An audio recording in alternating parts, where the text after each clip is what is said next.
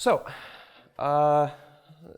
somehow I'm extremely. Yeah. Can you repeat it from the beginning? From the beginning, yes. Yeah. Yeah. Well, yeah. Okay. No, because this is being recorded. Yes. Okay. That's right. Now I remember. Okay. So here's my plan. I'm going to. Thanks. Yeah. Sure.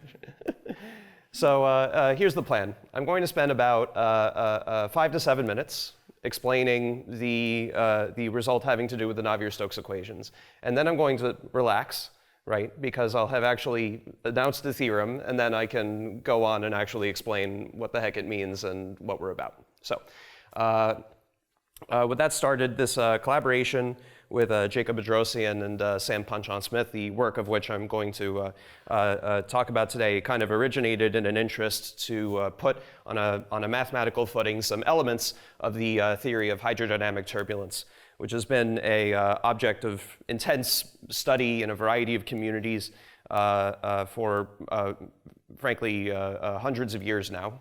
There are beautiful illustrations of Da Vinci who looked at the motion of a jet of water into a canal, right? The kind of complicated multi-scale motion that results from that.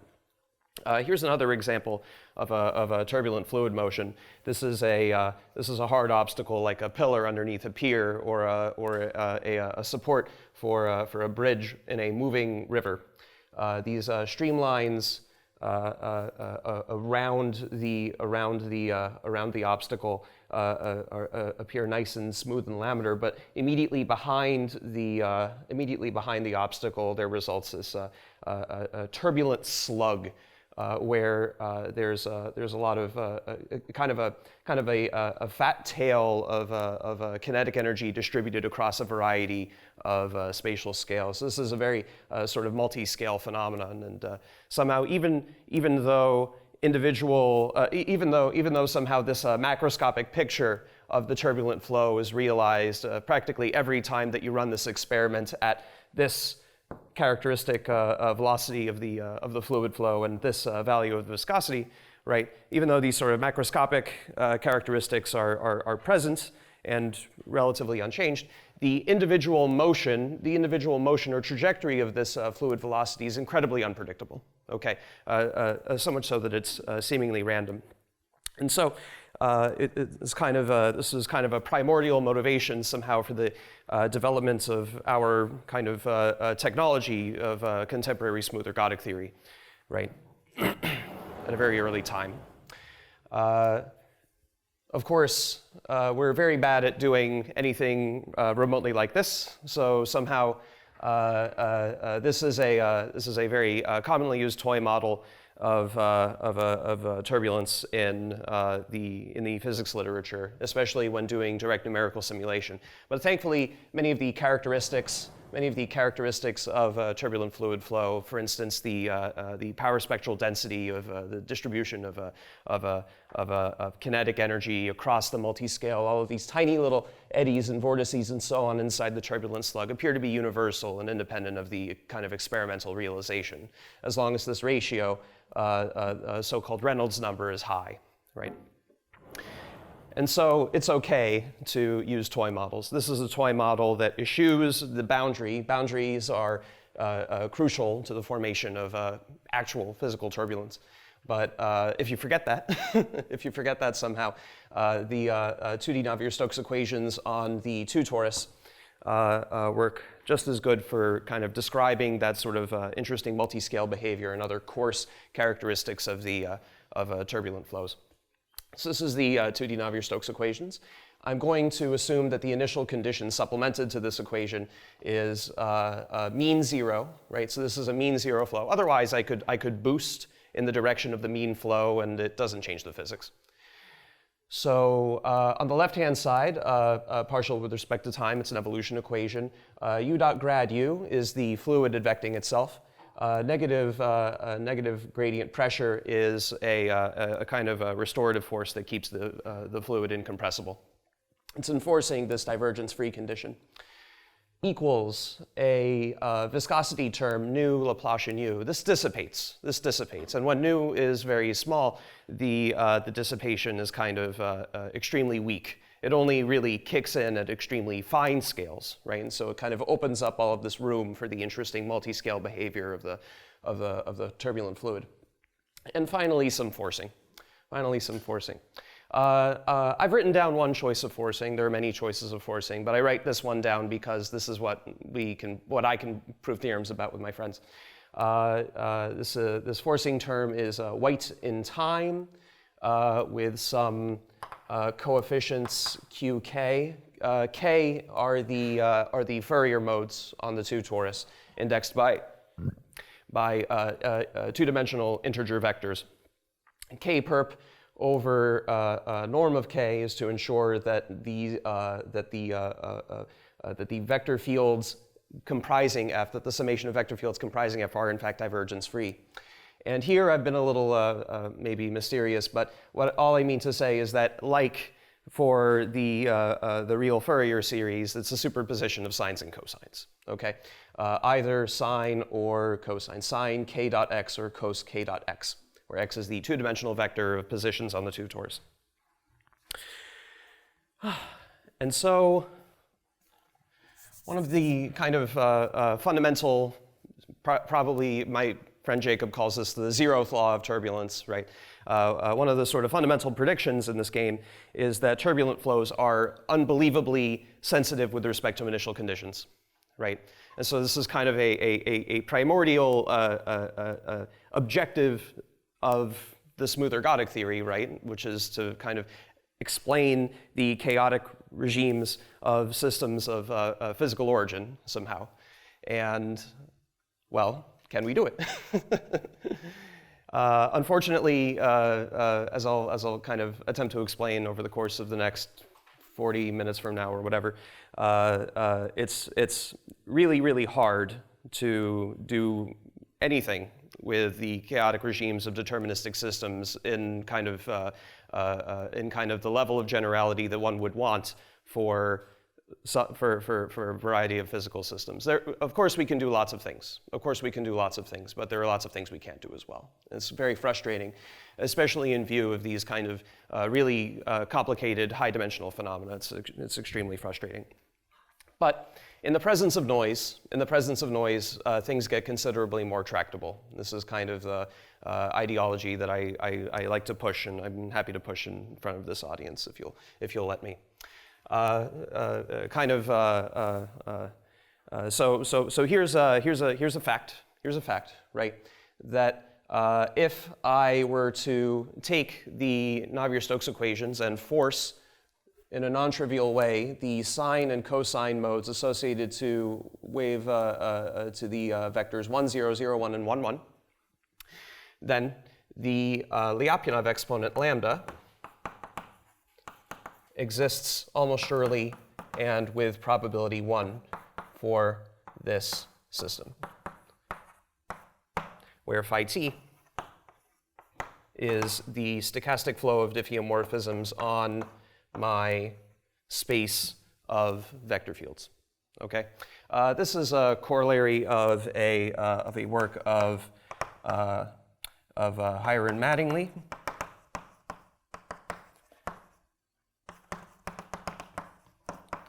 In 2006.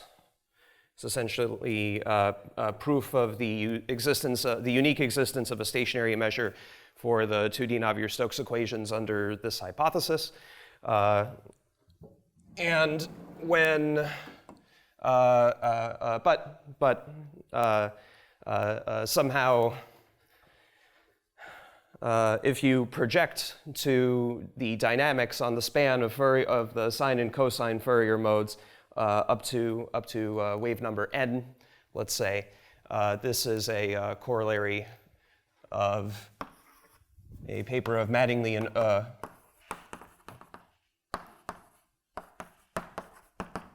in, I want to say 99, in the case of Galerkin or finite dimensional projection of these equations. Right.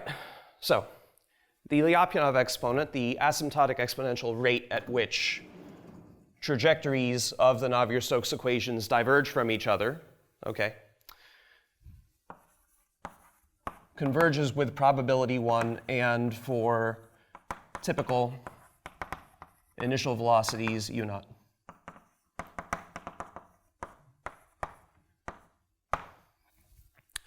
When working with the Galerkin projections, it's every initial velocity field. In the setting of higher and Mattingly, it's a little bit more subtle, but suffice it to say, it's typical. There's no ambiguity about which Lyapunov exponent is relevant in the higher Mattingly setting.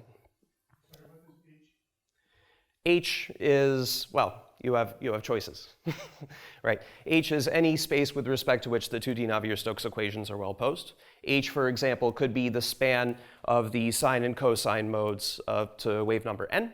H could also be, say, the Sobolev space H7, right? The choice of H also depends on the decay rate of the coefficients qk.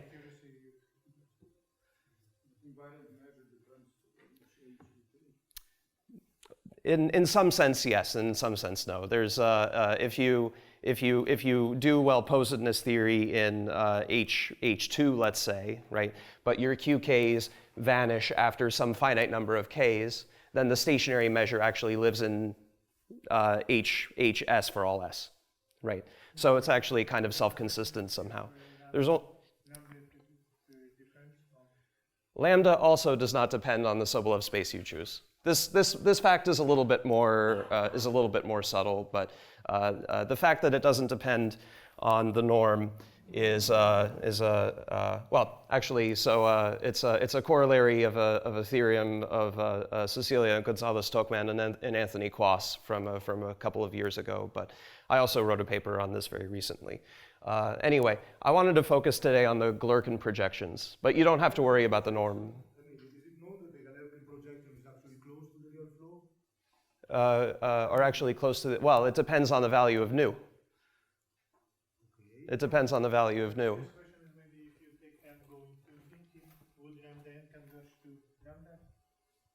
That's a very good question. I don't know the answer to that, unfortunately. That question might be too good, actually.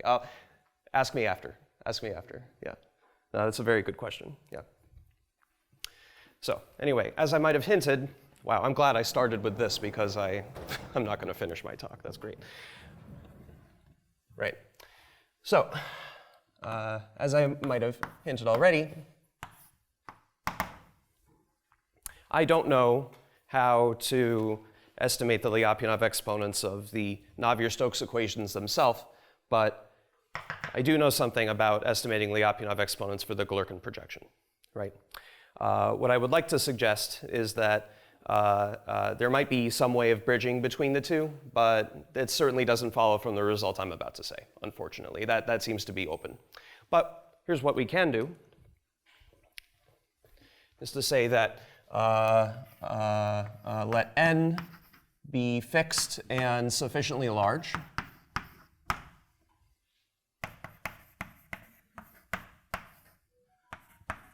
Then for any value of nu sufficiently small, and in the above setting,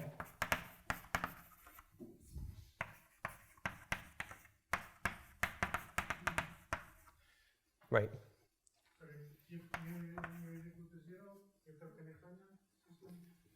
When nu is equal to 0, this is a kind of formal Hamiltonian PDE on the left-hand side. Euler is kind of formally a Hamiltonian PDE. But it's maybe unhealthy to think this way somehow. I'm happy to talk about this with you further, actually, but somehow the yeah, that's a really bad aside. This is also too good of a question. It's yeah. The Euler flow is complicated, and there's a Hamiltonian part that behaves nicely, but there's also a garbage part that doesn't behave nicely. And this is a great story, and ask me at the end of the talk.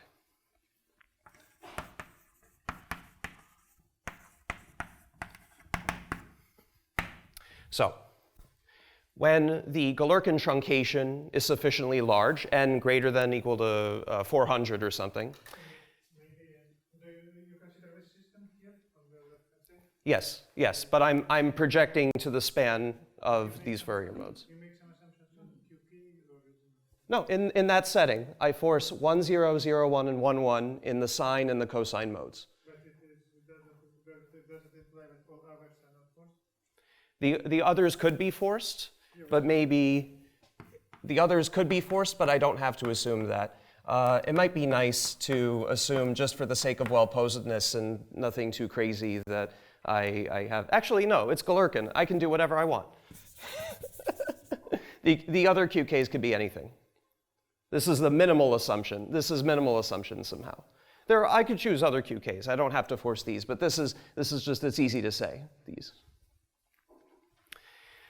Then for any viscosity sufficiently small, and in this setting, for the Galerkin truncation, we have that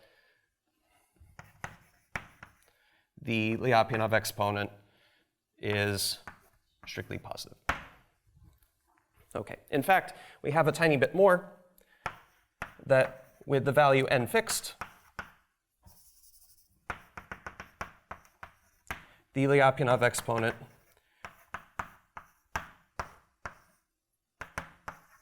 satisfies this scaling law as the viscosity is taken to 0. But there's something a little bit goofy about the order of operations here.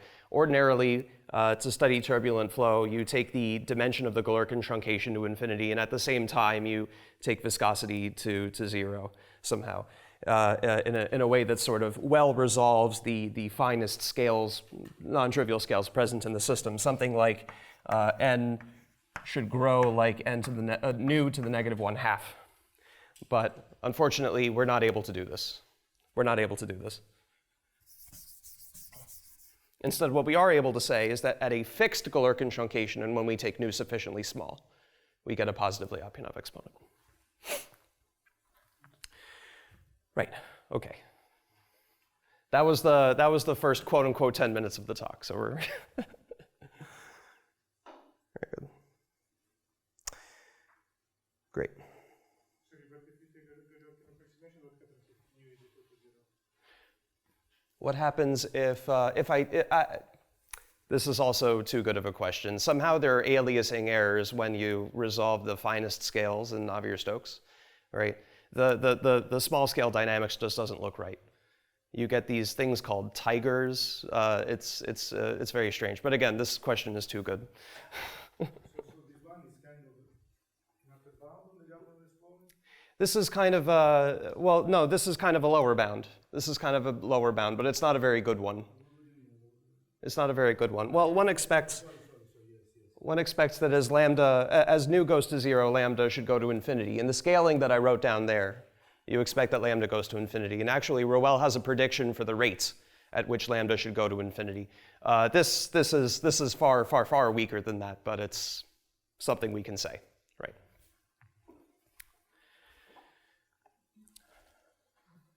Very good. So you should go to infinity as n goes to infinity? If I were being honest, I would take n to infinity as I took nu to infinity, but I can't do that in this theorem. Nu is going to 0. Nu is going to 0 and n is fixed. N is arbitrarily large, however. But the statement that lambda is equal to lambda should go to infinity is only makes sense if n goes to infinity. Yes, and physically it only makes sense if n goes to infinity. But what I wrote down there is the theorem that we have. That for this model in this kind of artificial regime, that lambda nu over nu goes to infinity. Makes sense if lambda of 0 is equal to 0. Well, that's why this is a very weak statement somehow. This is a very weak statement somehow, yeah. You have estimate how truncation influences How sorry? how truncation, how big n should be No, the realistic scaling, the realistic scaling to make this model well resolved would be like this. Would be like this, right? But we can't tackle that though. We can't take this joint limit somehow. Not yet, maybe not ever using this technique. It would be quite difficult. I don't know how to do it.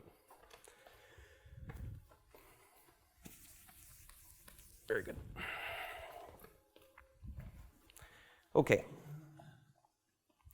So let me remark a little bit on the kind of our kind of abstract result for which this sort of follows from. So this story is entirely a finite dimensional stochastic differential equation story. We're interested in stochastic differential equations of the form dx is equal to f naught xt dt plus some number of drift terms.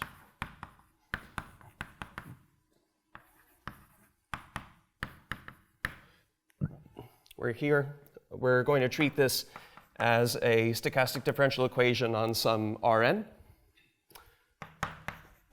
The Fi's from 0 to n are vector fields. And the WTs are Brownian motions. So what does this mean? This F naught is commonly called the drift term. It's sort of the deterministic part of the dynamics. Here is the driving. I treat the dWt as a kind of like a parameter, a random coefficient along the direction of Fi, right? Fk. Along the direction of the Fi's. Sorry. Wi. Sorry. Okay, I see what you mean. Thank you. If you had breakfast with me this morning, you would know that I did not sleep well. So, very good. Right. This results in a stochastic flow of diffeomorphisms.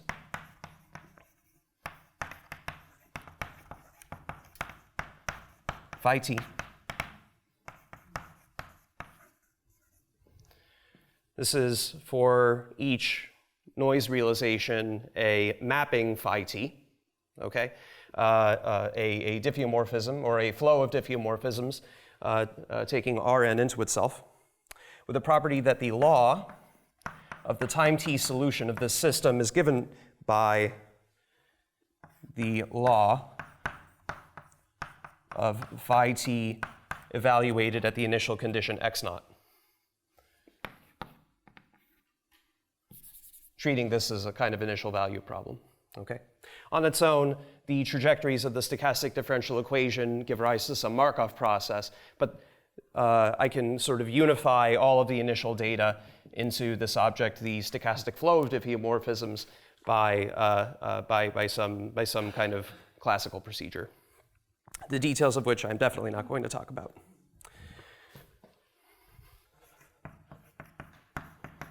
But the sort of secret sauce somehow, and the reason that I can treat this like smooth dynamics, right, is because this assignment works for every initial condition simultaneously. Okay, so I can really treat this like a random dynamical system. I'm entitled to do that. There's a little bit more to say in this connection, but I'm going to skip it.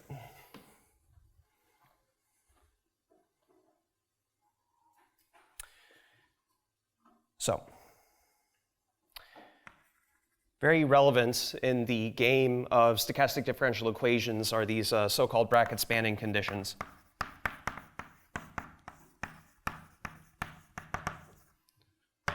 Which, roughly speaking, ensure that the transition probabilities of the system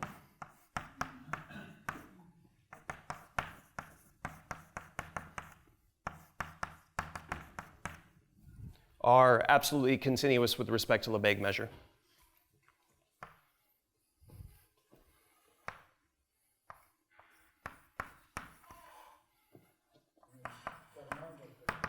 Yes, Hormander, yeah, I'm about to write down a parabolic Hormander bracket spanning condition.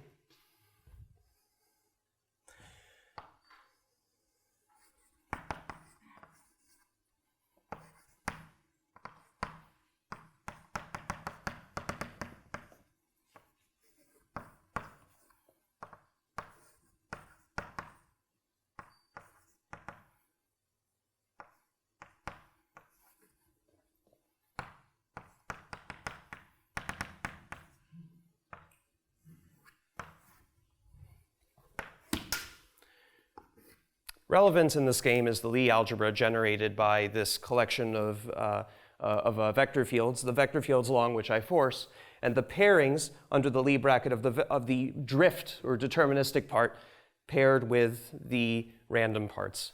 Roughly speaking, this Lie algebra represents the set at a point x in Rn of infinitesimal directions into which I can force. And so the bracket spanning condition is said to be satisfied if this is true for any x in Rn. That is, under small time, the small time fluctuations of the randomness allow me to explore a little open neighborhood around the point x. We call this a parabolic Hormander condition.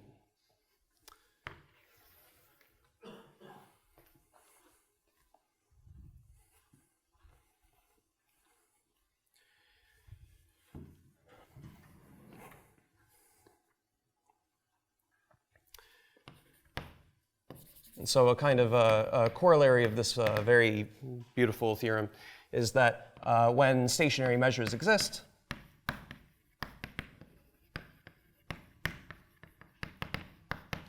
at this level of generality, they need not exist, by the way, because the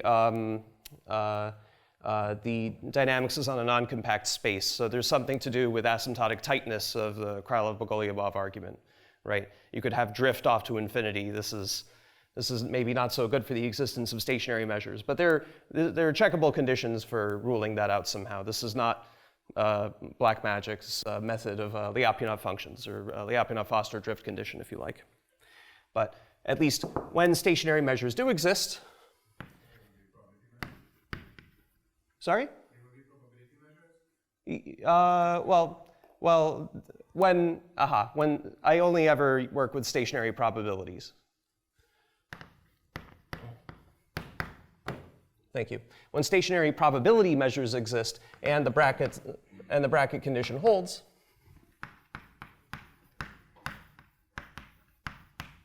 then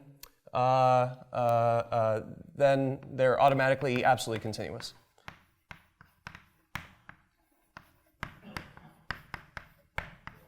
This condition is going to fail when you have only, like in this theorem, only three models that are. No. I mean, this was what Mattingly and O showed, actually, was that when you force these 6 modes, the bracket spanning conditions hold for Navier-Stokes.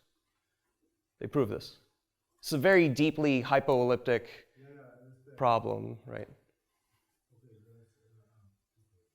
Yeah, it's cool. It's pretty cool, I think. Yeah, there's a lot of interest in this problem in the mid '90s. Actually, Lai Sung wrote a paper on this too, but this paper is better. Yeah. Yeah. Right. So when stationary measures exist, and some bracket condition holds, then they're automatically absolutely continuous. Ergodic stationary measures are mutually singular, right? And so this suggests that uniqueness of stationary measures in this setting has something to do with a control problem. Is it possible to find a positive probability of noise paths that bring a arbitrary initial condition to any other place in Rn? And so there pops up this kind of natural control problem associated to the SDE.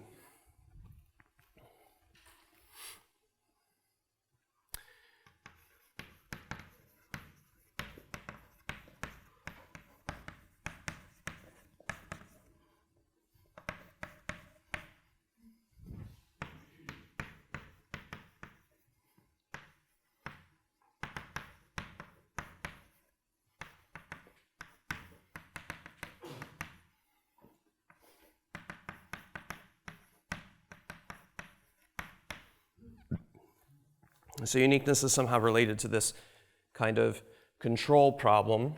I'll call this star, right? Control just means probability, but I proscribe the noise paths, okay? That is, the question becomes now, is it possible to find a a collection of paths, u1, u2, u up to uk, where the ui's are just scalar valued functions.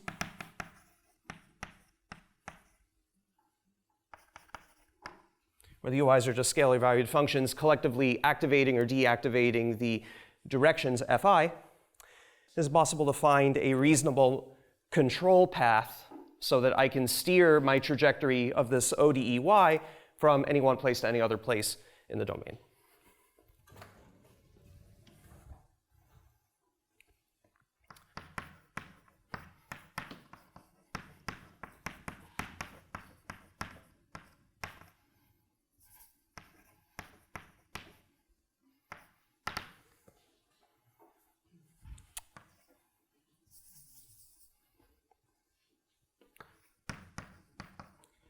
To put it into math,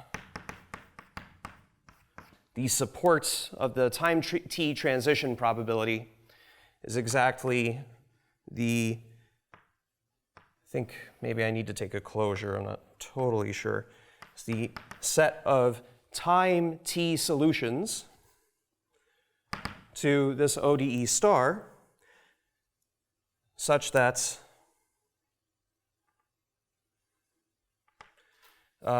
where the ui's range over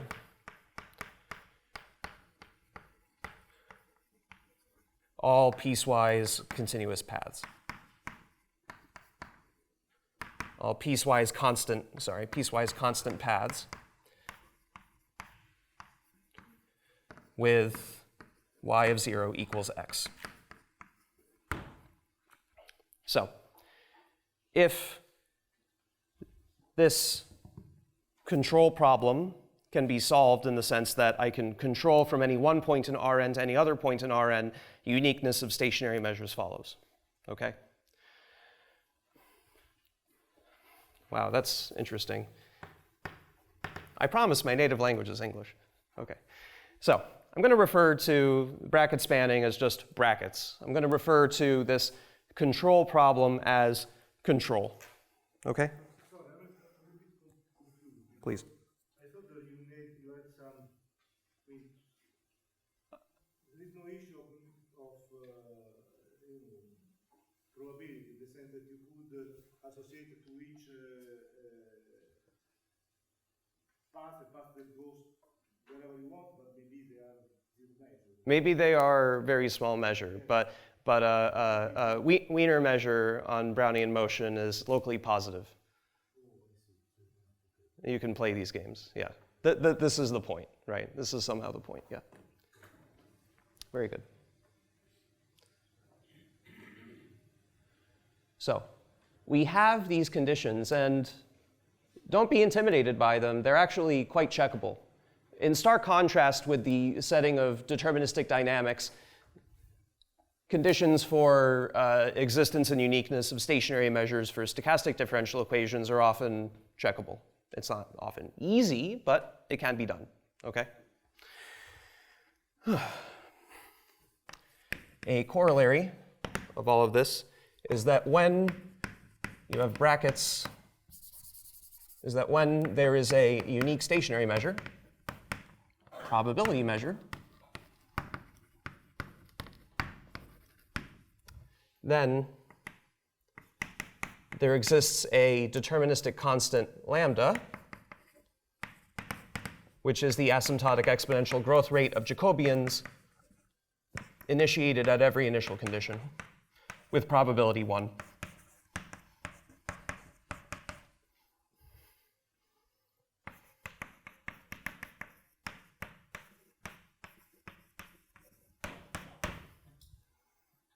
Okay. This is just the maximal Lyapunov exponent, yeah. Yeah, as far as Navier-Stokes is concerned, I don't know about the second. In this theorem, I don't know about the second. Oh, sure, no, well, the second exists. All of them exist. I can't say anything interesting about the second one. There's a difference. Yeah, very good. And the representation of the stochastic flow depends how you choose not unique representation of the field. It depends on how you choose the noise. Of course, yeah, phi t is a random object. But the Lyapunov exponent is deterministic in this setting. I mean, you wrote the book. I learned it from your book, actually. Ah.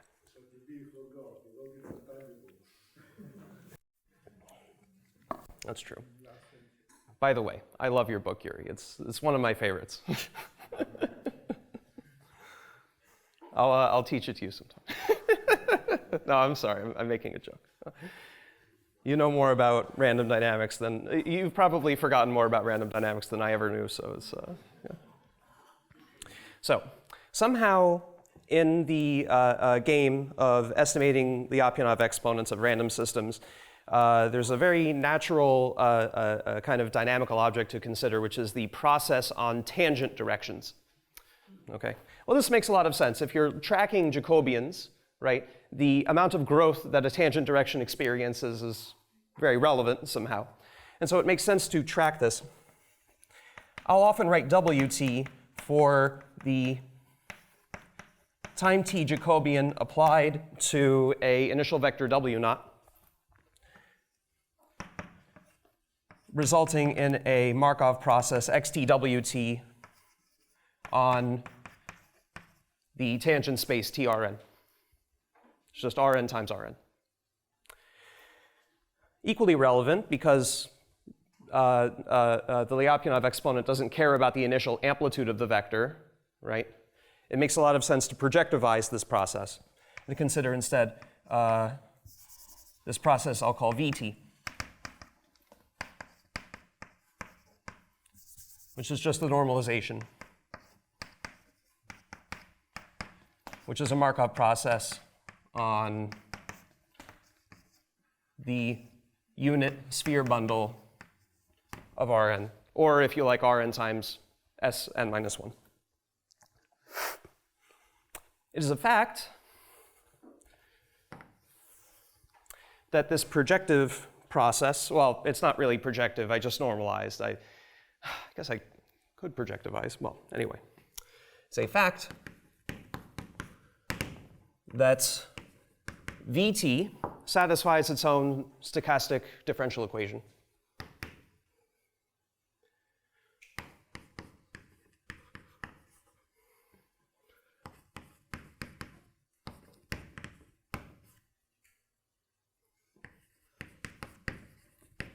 This is really just, inside the brackets is the first variation equation of the stochastic differential equation. Just take a Jacobian in the left and the right-hand side with respect to the initial condition.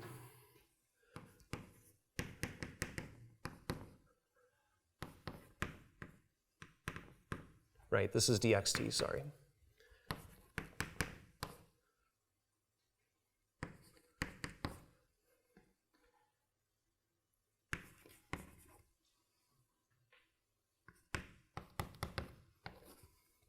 Where here pi is the projection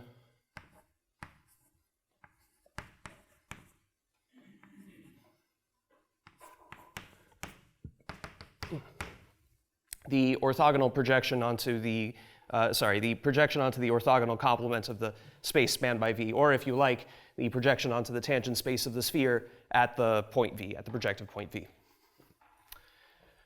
So this process xtvt satisfies a pair of stochastic differential equations.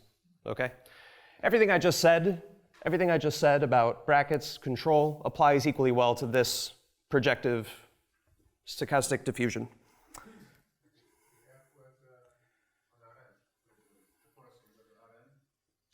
Rn? The FIs, they're vector fields on Rn, yeah. I'm sorry, I'm not processing well today. It's enough to see, yes, this is exactly right. It's enough to see what they do on the sphere, yeah, for unit vectors, yeah.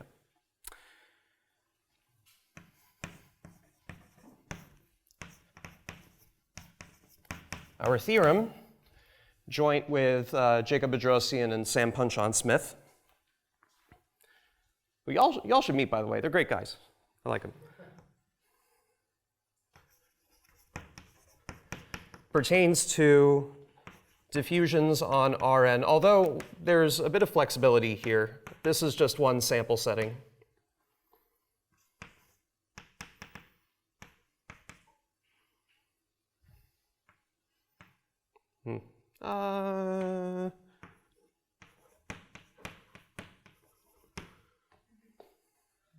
Let's do that. Yeah, why not?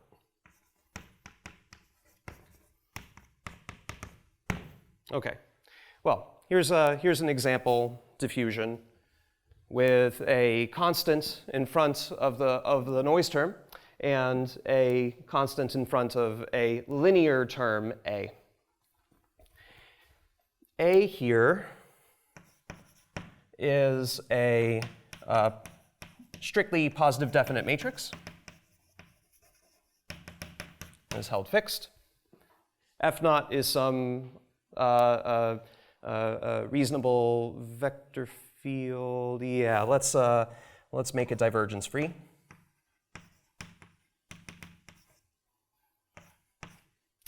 And the Fi's, you'll notice there's no xt dependence on the Fi's. That's because for this particular formulation, I'll take the Fi's to be constant. Sometimes this is called additive noise. So these are constant vector fields on Rn. In particular, they're also divergence free.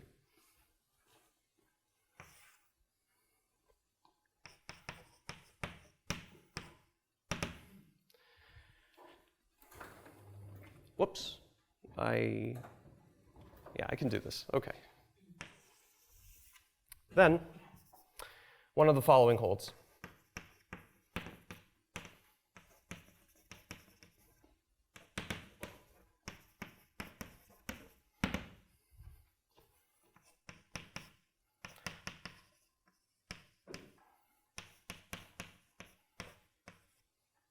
Either the Lyapunov exponent divided by this parameter epsilon diverges to infinity, or the vector field F0 is a kind of isometry in some sense.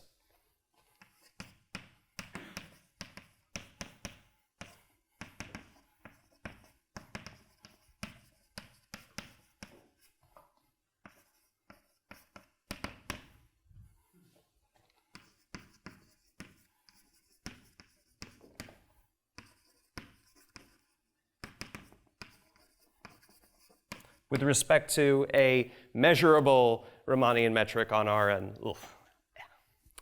But it's a kind of rigid property. It's a kind of rigid property, so one should actually view this as a kind of rigidity principle. If this rigidity statement does not hold, then the Lyapunov exponent scales at least like a factor of epsilon as epsilon goes to 0.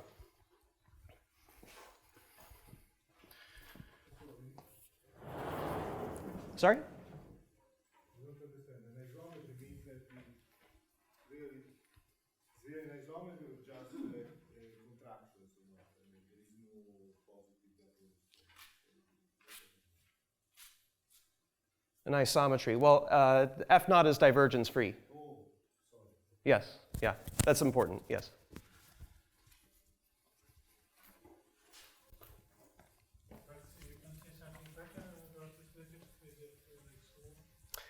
You know, I don't actually know, and but that's also too interesting. I don't know the answer to that. I asked Jonathan DeWitt, and he told me there was some sort of results. You could promote to something if you had like a co-cycle with a nice base dynamic. But I'm not as familiar with that stuff. Ask your postdoc though.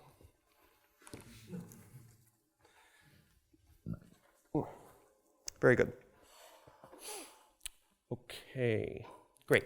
So I wanted to comment a little bit on the context for this dichotomy, why I call it a kind of rigidity principle, etc.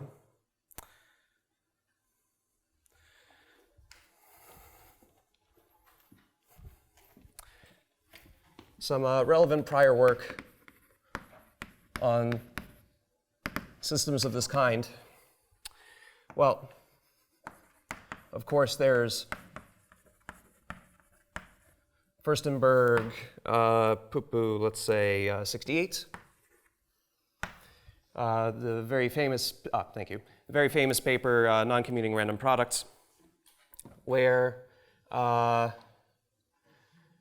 it's established, for instance, for linear SDE,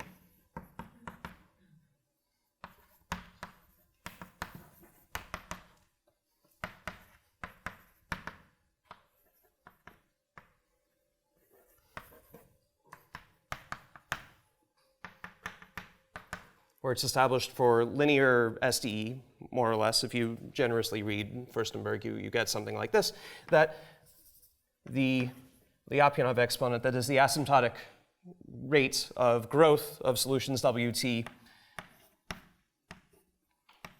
times the dimension minus the trace of, minus the asymptotic rate of volume growth is strictly positive if the bracket spanning condition holds for this system. Okay? Right. There have been a million works kind of following up on this sort of rigidity principle for degenerate Lyapunov exponents of random systems. But the kind of core idea is if you have this coincidence, right, that then somehow all the Lyapunov exponents collapse and are the same, and this can only happen under some very degenerate scenario. This is the essence of the work a la Furstenberg for random systems.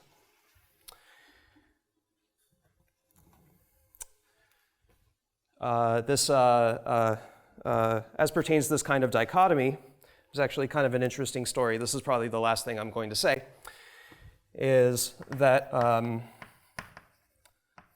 in the work of Auslander and Milstein, in, I want to say, some point in the 70s, they studied linear diffusions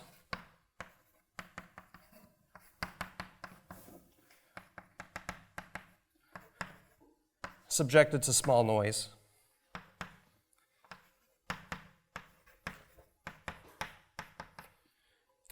This is probably a Stratonovich integral for this one. But here, they studied the scaling laws for the Lyapunov exponent, lambda of epsilon, in terms of the zero noise behavior of the matrix A.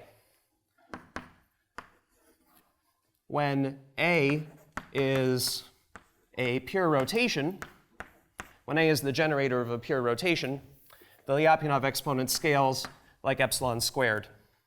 While if the generator is shear-like and the bracket condition holds for the projectivization of this process,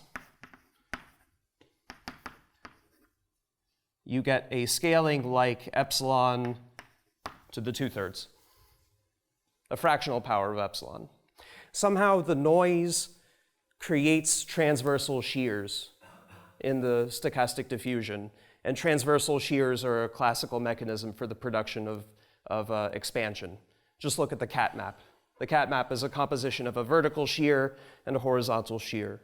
So somehow, when you perform this agitation in this system, right, well, you're only shearing in one direction, but there's a kind of effective shearing being created by the noise. 1 minute.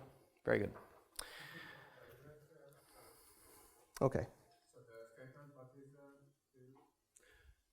Which? As epsilon to the 2/3.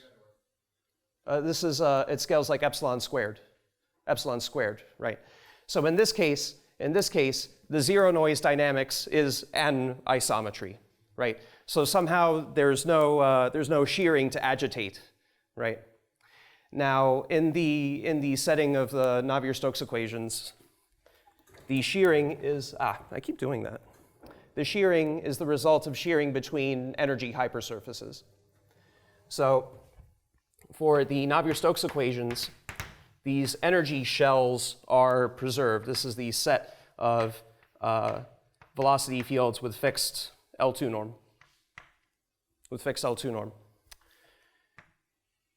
By a scaling argument, the dynamics on a slightly larger energy shell is slightly faster, which induces a kind of tipping in the direction of the energy hypersurface at a linear rate t, at least a linear rate t.